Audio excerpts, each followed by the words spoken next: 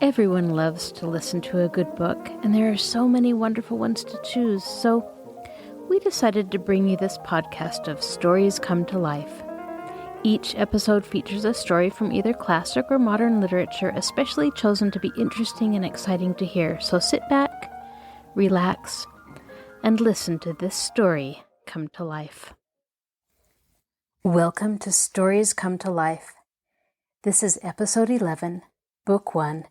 And I am your host, Kathryn Lopez Luker.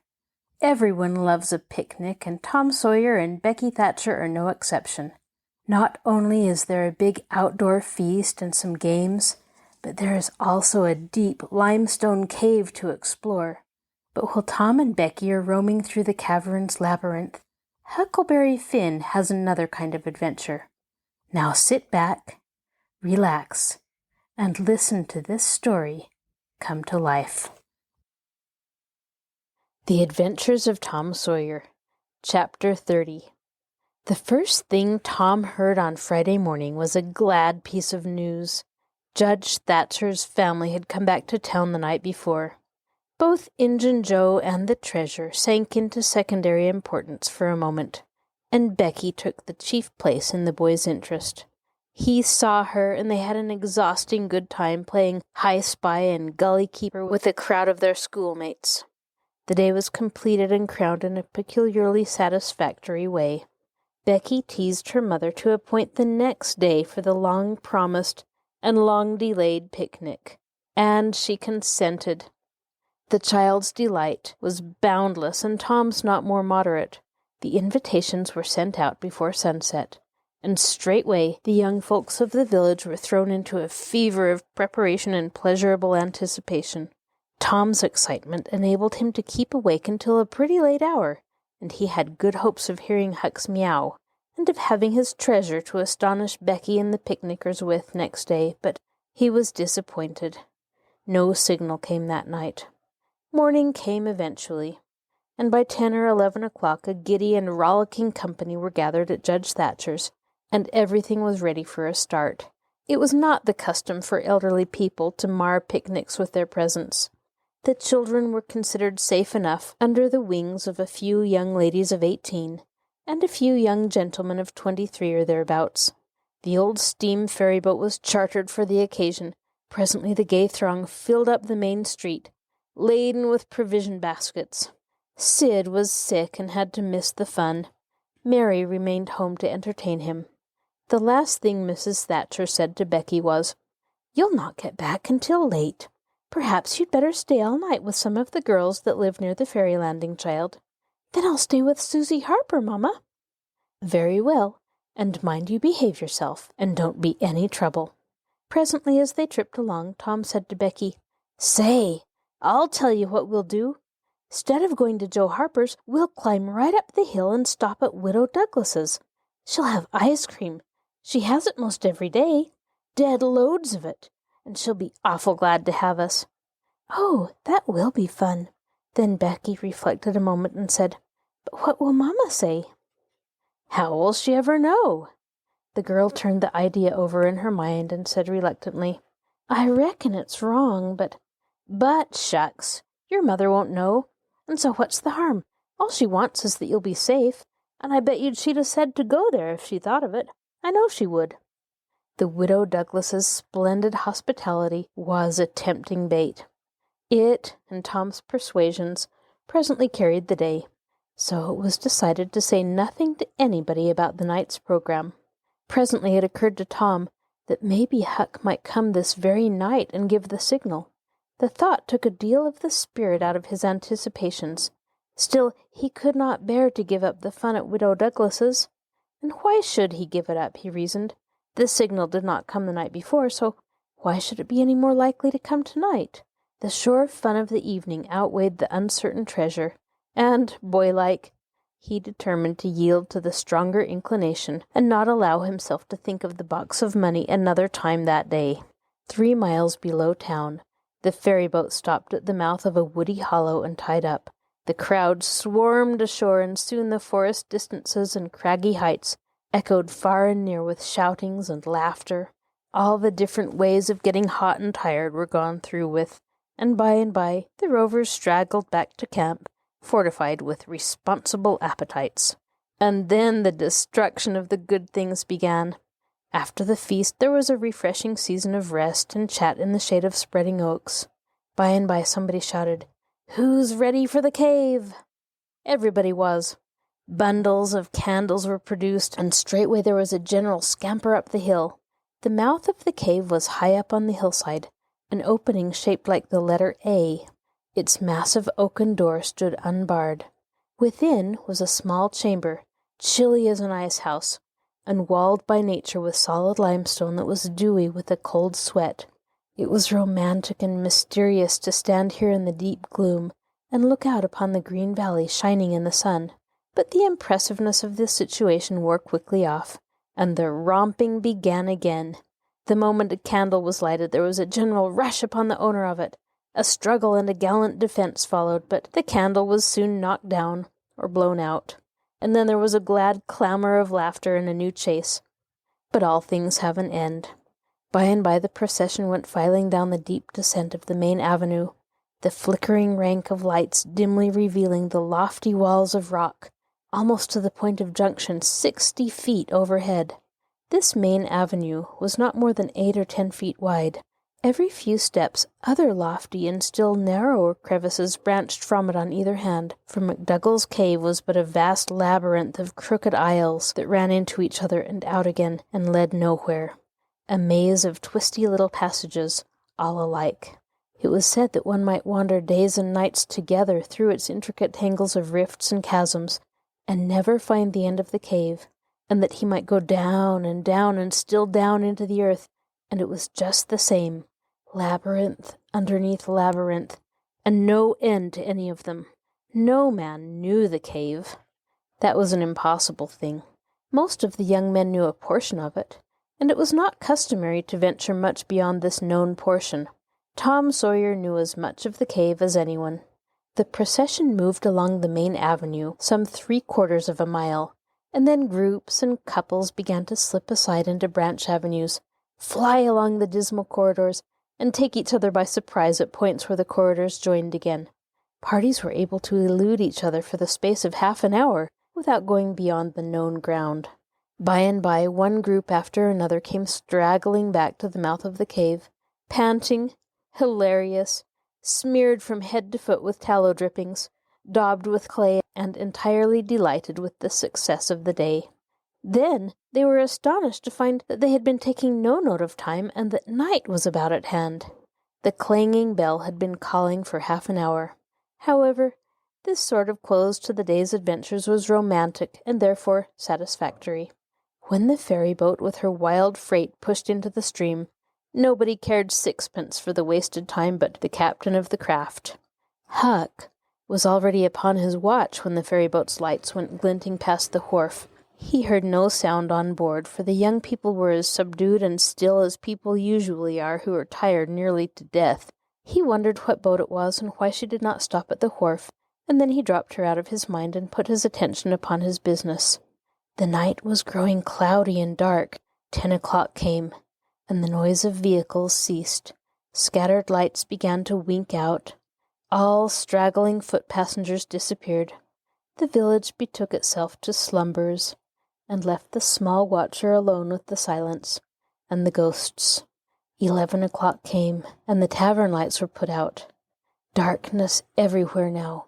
Huck waited what seemed a weary long time, but nothing happened. His faith was weakening. Was there any use? Was there really any use? Why not give it up and turn in? A noise fell upon his ear. He was all attention in an instant. The alley door closed softly. He sprang to the corner of the brick store. The next moment, 2 men brushed by him, and one seemed to have something under his arm. It must be that box. So they were going to remove the treasure. Why call Tom now? It would be absurd. The men would get away with the box and never be found again. No, he would stick to their wake and follow them. He would trust to the darkness for security from discovery.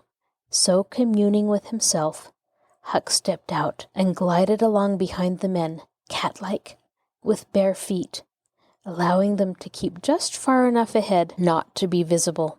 They moved up the street 3 blocks and then turned to the left up across street. They went straight ahead then until they came to the path that led up Cardiff Hill. This they took. They passed by the old Welshman's house halfway up the hill without hesitating and still climbed upward. Good, thought Huck. They'll bury it at the quarry. But they never stopped at the old quarry. They passed on, up the summit. They plunged into the narrow path between the tall sumac bushes and were at once hidden in the gloom. Huck closed up and shortened his distance now, for they would never be able to see him. He trotted along a while, then slackened his pace, fearing he was gaining too fast, moved on a piece, then stopped altogether, listened. No sound. None, save that he seemed to hear the beating of his own heart. The hooting of an owl came from over the hill. Ominous sound. But no footsteps. Heaven! Was everything lost? He was about to spring with winged feet when a man cleared his throat not 4 feet from him. Huck's heart shot into his throat, but he swallowed it again, and then he stood there shaking as if a dozen agues had taken charge of him at once, and so weak that he thought he must surely fall to the ground. He knew where he was. He knew he was within 5 steps of the stile leading into Widow Douglas's grounds. Very well, he thought. Let them bury it there. It won't be hard to find. Now there was a low voice, a very low voice. Injun Joe's. Damn her. Maybe she's got company. There's lights, late as it is. I can't see any. This was that stranger's voice, the stranger of the haunted house. A deadly chill went to Huck's heart. This, then, was the revenge job. His thought was to fly. Then he remembered that the Widow Douglas had been kind to him more than once, and maybe these men were going to murder her. He wished he dared venture to warn her, but he knew he didn't dare. They might come and catch him. He thought all this and more in the moment that elapsed between the stranger's remark and Injun Joe's next, which was, "Because the bush is in your way. Now, this way. Now you see, don't you? Yes, well, there is company there, I reckon. Better give it up." Give it up, and I just leaving this country forever? Give it up and maybe never have another chance? I tell you again, as I've told you before, I don't care for her swag. You may have it. But her husband was rough on me. Many times he was rough on me, and mainly he was the justice of the peace that jugged me for a vagrant. And that ain't all. It ain't the millionth part of it. He had me horsewhipped, with all the town looking on. Horsewhipped, do you understand? He took advantage of me and died, but I'll take it out of her. Oh, don't kill her. Don't do that. Kill? Who said anything about killing? I would kill him if he was here, but not her. When you want to get revenge on a woman, you don't kill her. Bosh! You go for her looks. You slit her nostrils. You notch her ears like a sow's. My lord, that's... Keep your opinion to yourself. It'll be safest for you. I'll tie her to the bed. If she bleeds to death, is that my fault? I'll not cry if she does. My friend, you'll help me in this thing, for my sake. That's why you're here. I mightn't be able alone. If you flinch, I'll kill you. Do you understand that? And if I have to kill you, I'll kill her, and then I reckon nobody'll ever know much about who done this business. Well, if it's got to be done, let's get at it. The quicker the better. I'm all in a shiver. Do it now? And company there? Look here. I'll get suspicious of you first thing, you know. No, we'll wait till the lights are out. There's no hurry. Huck felt that a silence was going to ensue, a thing still more awful than any amount of murderous talk. So he held his breath and stepped gingerly back, planted his foot carefully but firmly. After balancing one-legged, in a precarious way and almost toppling over, first on one side and then on the other, he took another step back with the same elaboration and the same risks, then another, and a twig snapped under his foot. His breath stopped and he listened. There was no sound. The stillness was perfect. His gratitude was measureless. Now he turned in his tracks between the walls of sumac bushes, turned himself as carefully as if he were a ship, and then stepped quickly but cautiously along. When he emerged at the quarry he felt secure, so he picked up his nimble heels and flew. Down he sped till he reached the Welshman's. He banged at the door, and presently the heads of the old man and his 2 stalwart sons were thrust from windows. "What's the row there? Who's banging? What do you want?" "Let me in. Quick. I'll tell everything." "Why, who are you?" "Huckleberry Finn. Quick, let me in." "Huckleberry Finn, indeed. It ain't a name to open many doors, I judge. But let him in, lads, and see what the trouble is." "Please, don't ever tell I told you," were Huck's first words when he got in. "Please don't. I'd be killed, sure, but the widow's been good friend to me sometimes, and I want to tell. I will tell if you'll promise you won't ever say it was me." "By George, he has got something to tell, or he wouldn't act so," exclaimed the old man. "Out with it, and nobody here'll ever tell, lad." 3 minutes later, the old man and his sons, well armed, were up the hill, and just entering the sumac path on tiptoe, their weapons in their hands. Huck accompanied them no farther. He hid behind a great boulder and fell to listening. There was a lagging, anxious silence, and then all of a sudden there was an explosion of firearms and a cry. Huck waited for no particulars. He sprang away and sped down the hill as fast as his legs could carry him. Chapter 31. As the earliest suspicion of dawn appeared Sunday morning, Huck came groping up the hill and rapped gently at the old Welshman's door. The inmates were asleep, but it was a sleep that was set on a hair trigger, on account of the exciting episode of the night. A call came from the window. "Who's there?" Huck's scared voice answered in a low tone. "Do, please let me in. It's only Huck Finn." "It's a name that can open this door night or day, lad, and welcome." These were strange words to the vagabond boy's ears, and as pleasant as he had ever heard. He could not recollect that the closing word had ever been applied in his case before. The door was quickly unlocked, and he entered. Huck was given a seat, and the old man and his brace of tall sons speedily dressed themselves. "Now, my boy, I hope you're good and hungry, because breakfast will be ready as soon as the sun's up, and we'll have a piping hot one, too. Make yourself easy about that. I and the boys hoped you'd turn up and stop here last night." "I was awful scared," said Huck, "and I run. I took out when the pistols went off, and I didn't stop for 3 mile. I've come now because I want to know about it, you know, and I come before daylight because I didn't want to run across them devils, even if they was dead." "Well, poor chap, you do look as if you've had a hard night of it. But there's a bed here for you when you've had your breakfast. No, they ain't dead, lad. We're sorry enough for that.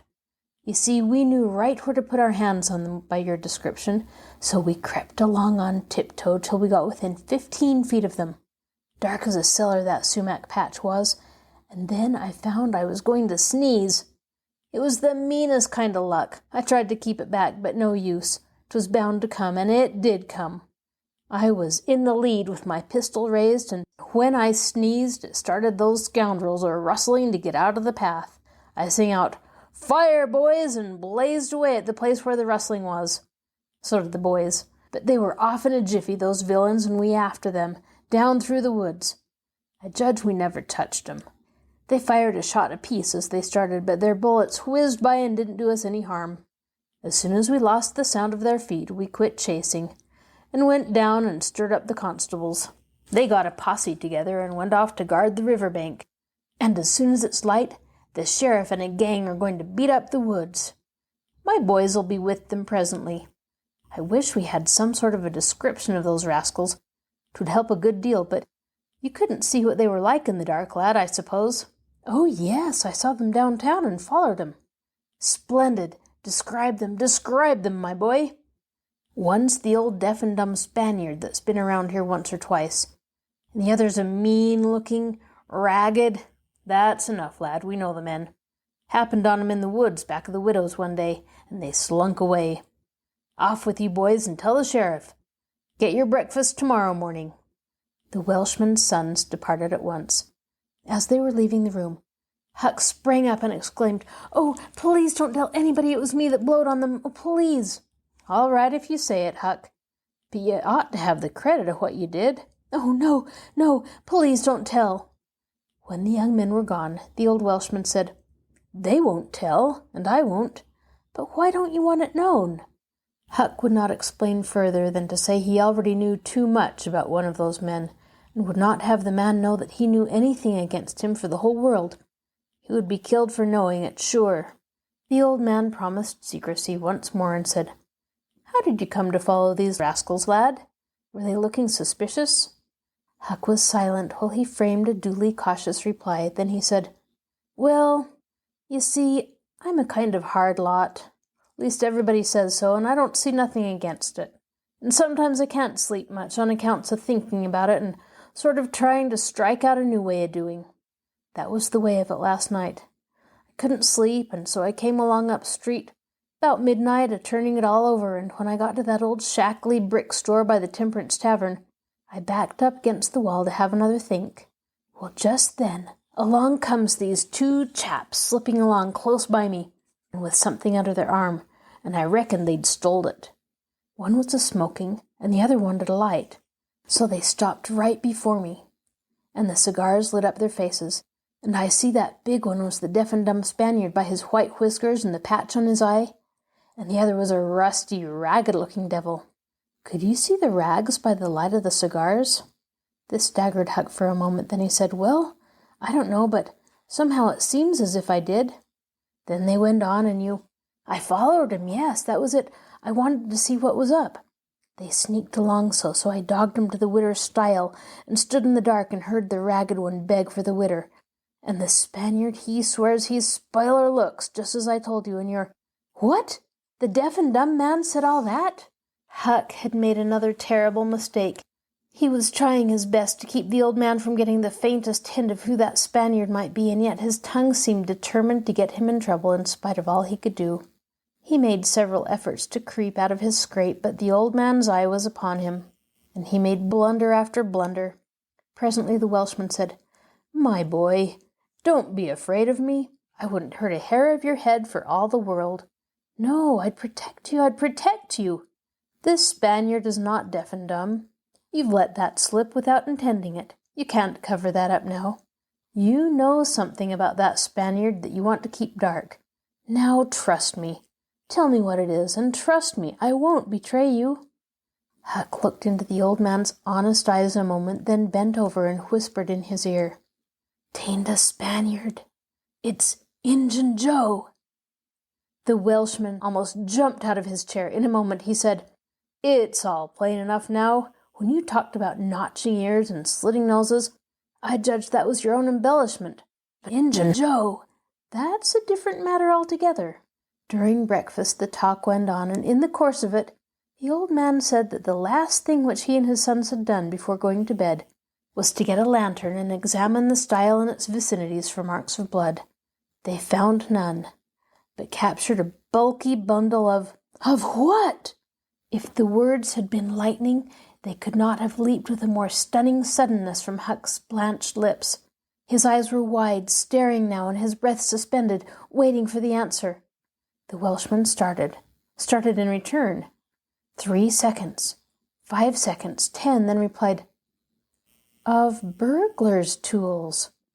"Why, what's the matter with you?" Huck sank back, panting gently but deeply, unutterably grateful. The Welshman eyed him gravely, curiously, and presently said, "Yes, burglars' tools, that appears to relieve you a good deal. But what did give you that turn? What were you expecting we'd found?" Huck was in a close place. The inquiring eye was upon him. He would have given anything for material for a plausible answer. Nothing suggested itself. The inquiring eye was boring deeper and deeper. A senseless reply offered. There was no time to weigh it, so at a venture he uttered it feebly. "Sunday school books, maybe?" Poor Huck was too distressed to smile, but the old man laughed loud and joyously, shook up the details of his anatomy from head to foot, and ended by saying that such a laugh was money in a man's pocket, because it cut down the doctor bills like everything. Then he added, "Poor old chap, you're white and jaded, you ain't a bit well. No wonder you're a little flighty and off your balance. But you'll come out of it. Rest and sleep will fetch you all right, I hope." Huck was irritated to think he'd been such a goose, and betrayed such a suspicious excitement, for he had dropped the idea that the parcel brought from the tavern was the treasure as soon as he had heard talk at the widow's stile. He had only thought it was not the treasure, however. He had not known that it wasn't, and so the suggestion of a captured bundle was too much for his self-possession. But on the whole, he felt glad the little episode had happened, for now he knew beyond all question that the bundle was not the bundle, and so his mind was at rest and exceedingly comfortable. In fact, everything seemed to be drifting just in the right direction now. The treasure must be still in number 2. The men would be captured and jailed that day, and he and Tom could seize the gold that night without any trouble or any fear of interruption. Just as breakfast was completed, there was a knock at the door. Huck jumped for a hiding place, for he had no mind to be connected even remotely with the late event. The Welshman admitted several ladies and gentlemen, among them the widow Douglas, and noticed that groups of citizens were climbing the hill to stare at the stile. So the news had spread. The Welshman had to tell the story of the night to the visitors. The widow's gratitude for her preservation was outspoken. "Don't say another word about it, madam. There's another that you're more beholden to than you are to me and my boys, maybe. But he don't allow me to tell his name. We wouldn't ever have been there but for him." Of course, this excited a curiosity so vast it almost belittled the main matter, but the Welshman allowed it to eat into the vitals of his visitors, and through them he transmitted it to the whole town, for he refused to part with his secret. When all else had been learned, the widow said, "I went to sleep reading in bed and slept straight through all that noise. Why didn't you come and wake me?" "We judged it wasn't worth while. Those fellows weren't likely to come again. They hadn't any tools left to work with. And what was the use of waking you up and scaring you to death?" More visitors came, and the story had to be told and retold for a couple hours more. There was no Sabbath school during the day school vacation, but everybody was early at church. The stirring event was well canvassed. News came that not a sign of the villains had been yet discovered. When the sermon was finished, Judge Thatcher's wife dropped alongside of Mrs. Harper as she moved down the aisle with the crowd and said, "Is my Becky going to sleep all day? I just expected she would be tired to death." "Your Becky?" "Yes," with a startled look. "Didn't she stay with you last night?" "Why, no." Mrs. Thatcher turned pale and sank into a pew just as Aunt Polly, talking briskly with a friend, passed by. Aunt Polly said, "Good morning, Mrs. Thatcher. Good morning, Mrs. Harper. I've got a boy that's turned up missing. I reckon my Tom stayed at your house last night, one of you, and now he's afraid to come to church. I've got to settle with him." Mrs. Thatcher shook her head feebly and turned paler than ever. "He didn't stay with us," said Mrs. Harper, beginning to look uneasy. A marked anxiety came into Aunt Polly's face. "Joe Harper, have you seen my Tom this morning?" "No'm." "When did you see him last?" Joe tried to remember, but was not sure he could say. The people had stopped moving out of church. Whispers passed along, and a brooding uneasiness took possession of every countenance. Children were anxiously questioned, and young teachers. They all said they had not noticed whether Tom and Becky were on board the ferry boat on the homeward trip. It was dark. No one thought of inquiring if anyone was missing. One young man finally blurted out his fear that they were still in the cave. Mrs. Thatcher swooned away. Aunt Polly fell to crying and wringing her hands. The alarm swept from lip to lip, from group to group, from street to street, and within 5 minutes the bells were wildly clanging, and the whole town was up. The Cardiff Hill episode sank into instant insignificance. The burglars were forgotten.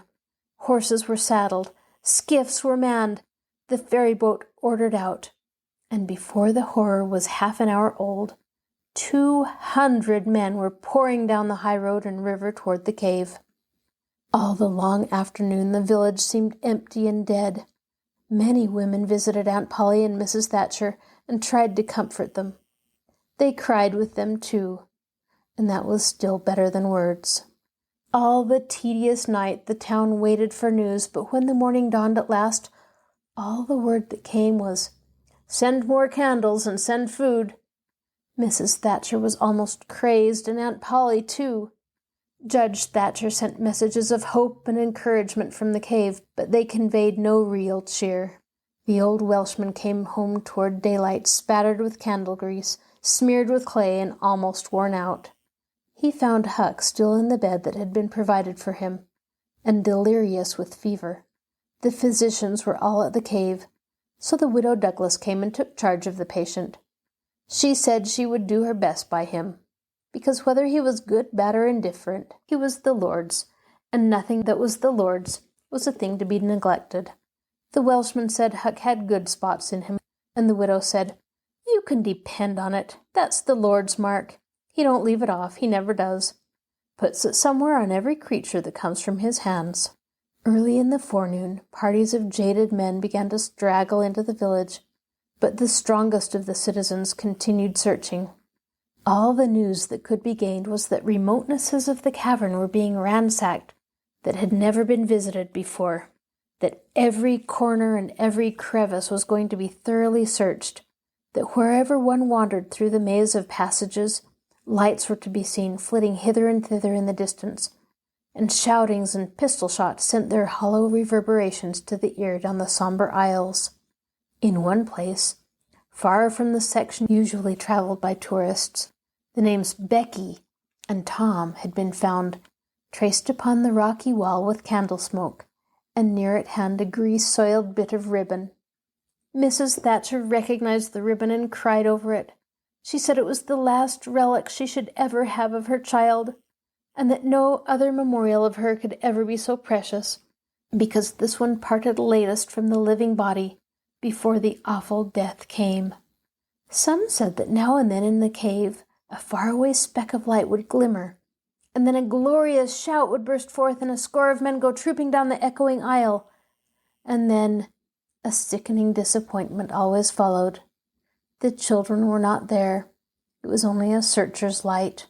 3 dreadful days and nights dragged their tedious hours along, and the village sank into a hopeless stupor. No one had the heart for anything. The accidental discovery just made that the proprietor of the Temperance Tavern kept liquor on his premises scarcely fluttered the public pulse, tremendous as the fact was.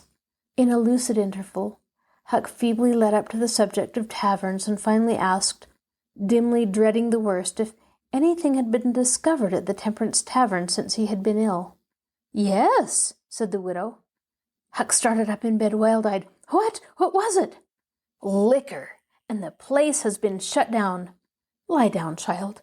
What a turn you did give me. Only tell me one thing. Just one, please. Was it Tom Sawyer that found it?" The widow burst into tears.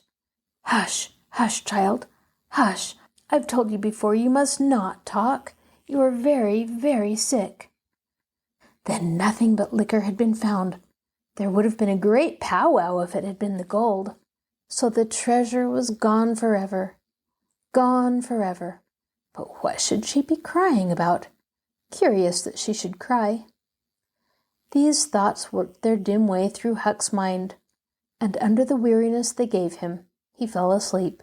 The widow said to herself, "There, he's asleep, poor wreck.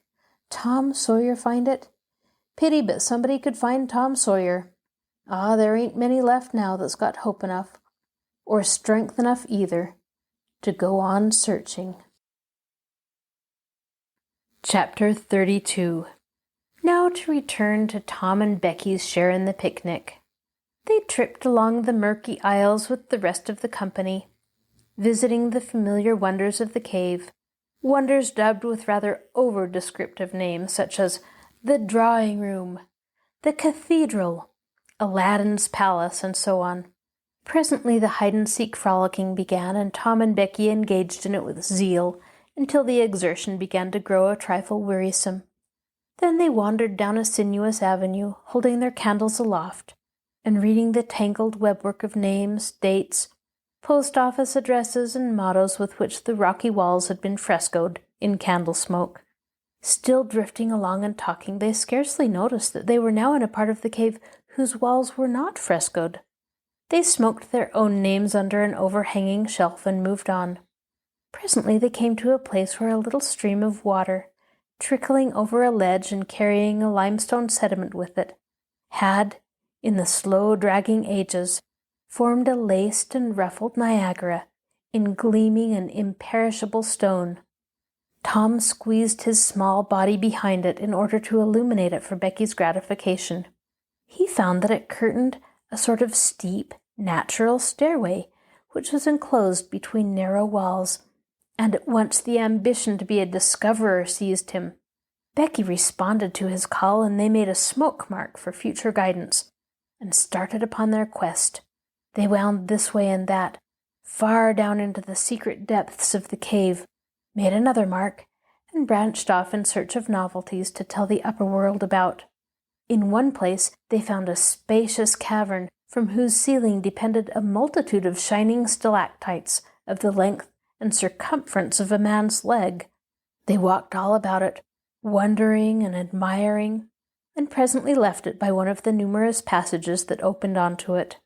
This shortly brought them to a bewitching spring whose basin was encrusted with a frostwork of glittering crystals.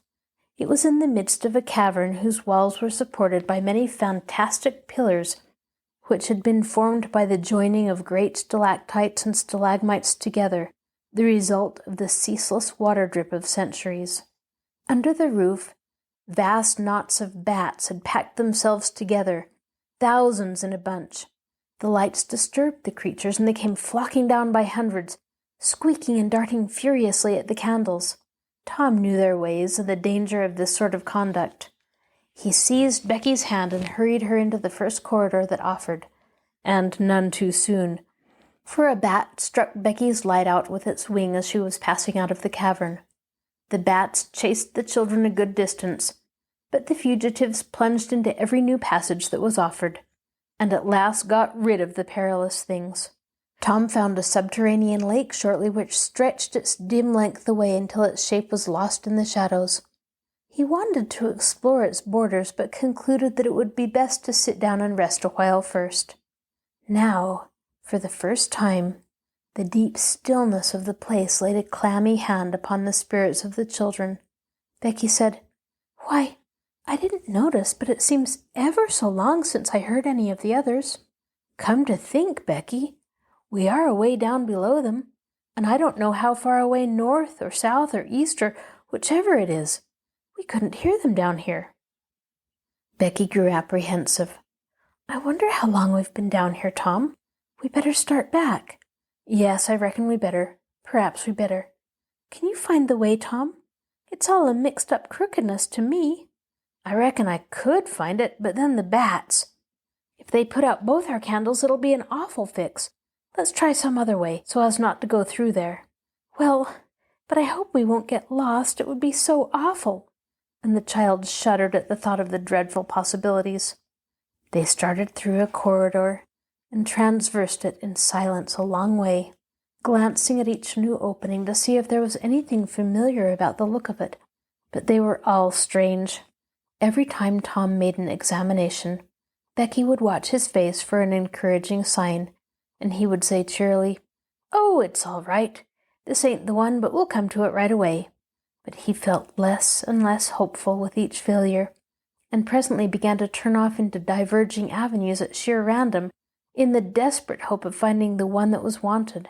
He said it was all right, but there was such a leaden dread at his heart that the words had lost their ring and sounded as if he had said, "All is lost." Becky clung to his side in an anguish of fear and tried hard to keep back the tears, but they would come. At last she said, "Oh, Tom, never mind the bats. Let's go back that way. We seem to get worse and worse off all the time."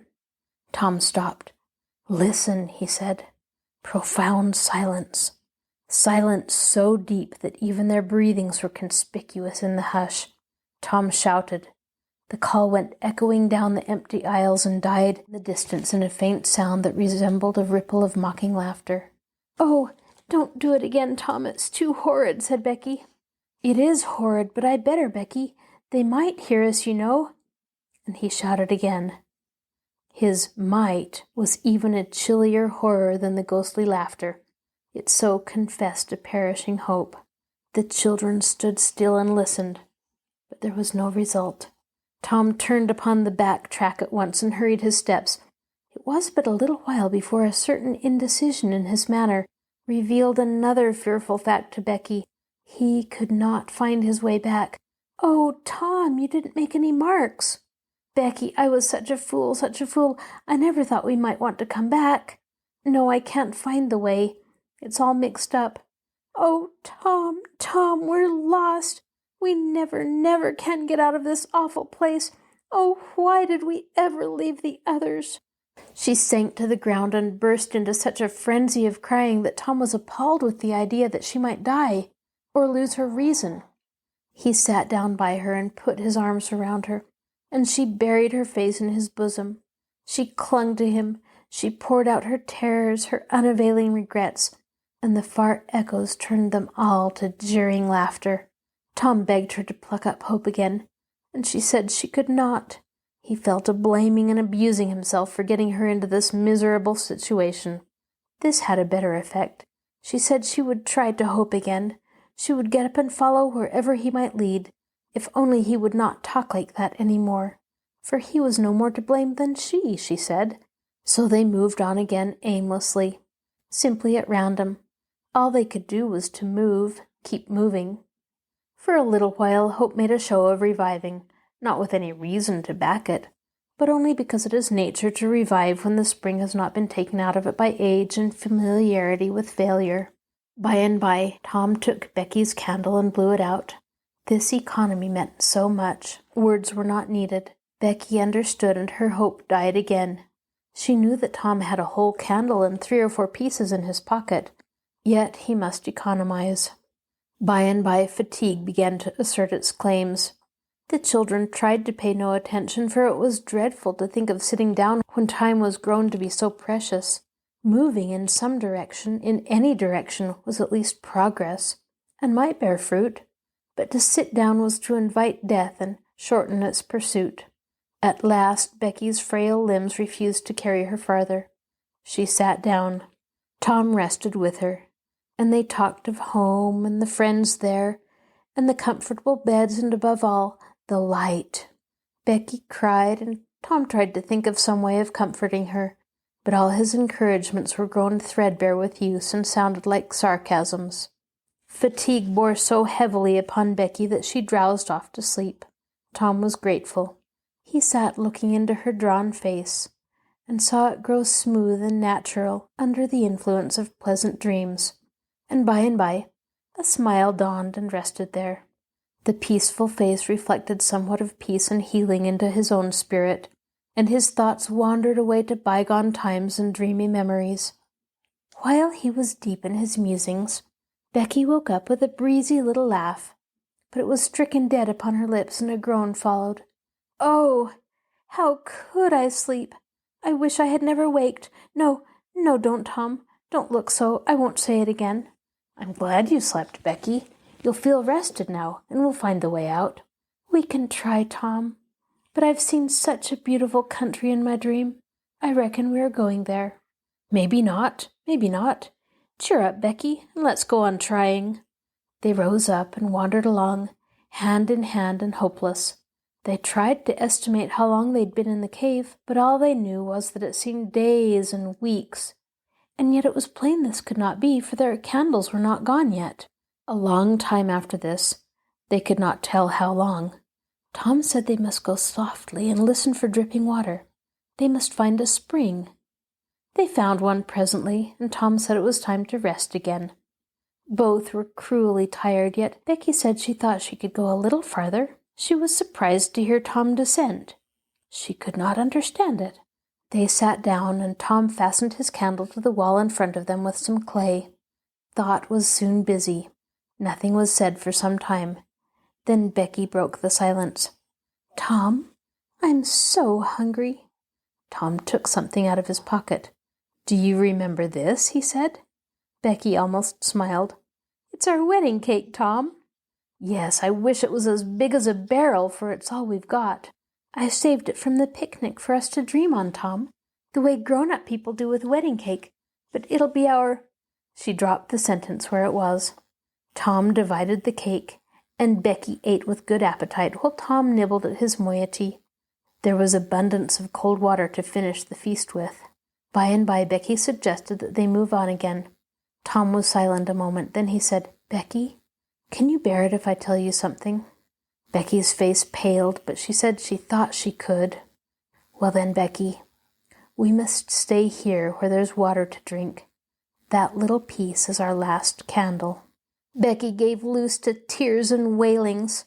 Tom did what he could to comfort her, but with little effect. At length Becky said, "Tom." "Well, Becky?" "They'll miss us and hunt for us." "Yes, they will. Certainly they will." "Maybe they're hunting for us now, Tom." "Why, I reckon maybe they are. I hope they are." "When would they miss us, Tom?" "When they get back to the boat, I reckon." "Tom, it might be dark then. Would they notice we hadn't come?" "I don't know, but anyway, your mother would miss you as soon as they got home." A frightened look in Becky's face brought Tom to his senses, and he saw that he had made a blunder. Becky was not to have gone home that night. The children became silent and thoughtful.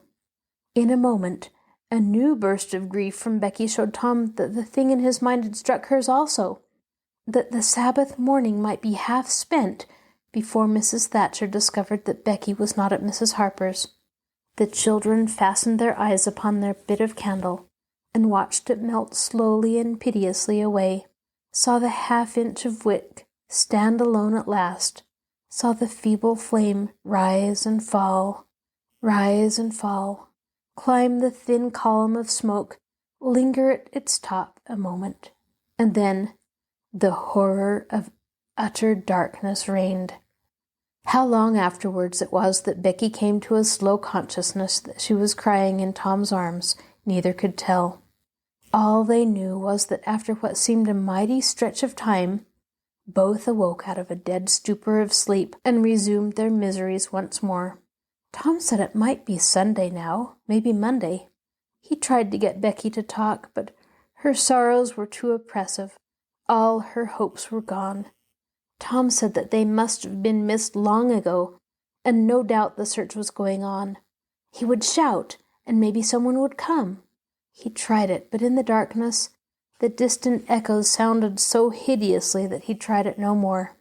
The hours wasted away, and hunger came to torment the captives again. A portion of Tom's half of the cake was left. They divided and ate it, but they seemed hungrier than before. The poor morsel of food only whetted desire. By and by Tom said, "Shh! Did you hear that?" Both held their breath and listened. There was a sound like the faintest far-off shout. Instantly, Tom answered it, and leading Becky by the hand, started groping down the corridor in its direction. Presently he listened again. Again the sound was heard, and apparently a little nearer. "It's them," said Tom. "They're coming. Come along, Becky. We're all right now." The joy of the prisoners was almost overwhelming. Their speed was slow, however, because pitfalls were somewhat common and had to be guarded against. They shortly came to one and had to stop. It might be 3 feet deep, it might be 100. There was no passing it, at any rate. Tom got down on his breast and reached down as far as he could. No bottom. They must stay there and wait until the searchers came. They listened. Evidently the distant shoutings were growing more distant. A moment or two more, and they had gone altogether. The heart-sinking misery of it. Tom whooped until he was hoarse, but it was of no use. He talked hopefully to Becky, but an age of anxious waiting passed, and no sound came again. The children groped their way back to the spring. The weary time dragged on. They slept again and awoke famished and woe-stricken. Tom believed it must be Tuesday by this time. Now an idea struck him. There were some side passages at hand. It would be better to explore some of these than bear the weight of the heavy time in idleness. He took a kite line from his pocket, tied it to a projection, and he and Becky started, Tom in the lead, unwinding the line as he groped along. At the end of 20 steps, the corridor ended in a jumping-off place. Tom got down on his knees and felt below. Then as far around the corner as he could reach with his hands conveniently, He made an effort to stretch yet a little farther to the right, and at the moment, not 20 yards away, a human hand holding a candle appeared from behind a rock. Tom lifted up a glorious shout, and instantly that hand was followed by the body it belonged to, Injun Joe's. Tom was paralyzed. He could not move. He was vastly gratified the next moment to see the Spaniard take to his heels and get himself out of sight. Tom wondered that Joe had not recognized his voice and come over and killed him for testifying in court, but the echoes must have disguised the voice. Without doubt, that was it, he reasoned. Tom's fright weakened every muscle in his body. He said to himself that if he had strength enough to get back to the spring, he would stay there, and nothing should tempt him to run the risk of meeting Injun Joe again. He was careful to keep from Becky what he had seen. He told her only that he had shouted for luck. But hunger and wretchedness rise superior to fears in the long run. Another tedious wait at the spring, and another long sleep brought changes. The children awoke, tortured with a raging hunger. Tom believed it must be Wednesday or Thursday or even Friday or Saturday now, and that the search had been given over. He proposed to explore another passage. He felt willing to risk Injun Joe and all the other terrors, but Becky was very weak. She had sunk into a dreary apathy and would not be roused. She said she would wait, now, where she was, and die. It would not be long. She told Tom to go with the kite line and explore if he chose, but she implored him to come back every little while and speak to her, and she made him promise that when the awful time came, he would stay by her and hold her hand until all was over. Tom kissed her with a choking sensation in his throat, and made a show of being confident of finding the searchers, or an escape from the cave. Then he took the kite line in his hand, and went groping down one of the passages on his hands and knees, distressed with hunger, and sick with bodings of coming doom. This is your host, Kathryn Lopez Luker.